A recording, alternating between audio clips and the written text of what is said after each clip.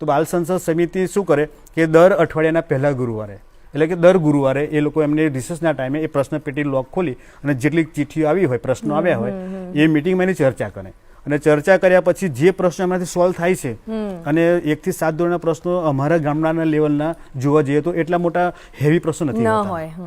દાખલા તરીકે પેન્સિલ લઈ લીધી છે, ચોપડી ખોવાઈ ગઈ છે, રબર ચોરાઈ ગયું છે, આને મને મારી લીધેલું ને આ રીતે એવા બીજા પ્રશ્નો હોય છે તો એ એમનું સોલ્યુશન આવી જાય છે. બહુ સામાન્ય છે પણ એ લોકોના તો મનને મૂંઝવે છે એ પ્રશ્ન. અને અમુક સમય એવું થાય કે એ કે આ મને બોલતો નથી, વાત નથી કરતો, તો આપણે ત્યાં ભાઈબંધી કરાવી દેવી પડે એટલે ત્યાં સોલ્યુશન આવી જાય.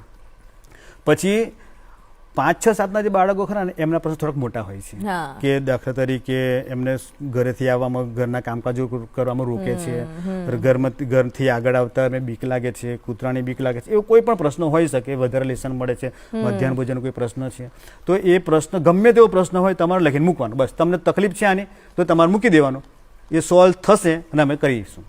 તો એ બાળકો જ્યારે એ બાળકો વચ્ચે જ્યારે એમને સૂચના પેટી આપવામાં આવી ને તો એવું થયું કે દરેક બાળકો લખતા થયા, વાંચતા થયા અને એ જે ડિસિઝન મેકર ત્યાં આગળ બન્યા અને લીડર થયા અને જે કંઈ પ્રશ્નો આવ્યા ને એ એનું સોલ્યુશન લાવતા થયા. પોતાનું સોલ્યુશન પોતાની જાતે ટીમ વર્ક કરીને લાવે છે.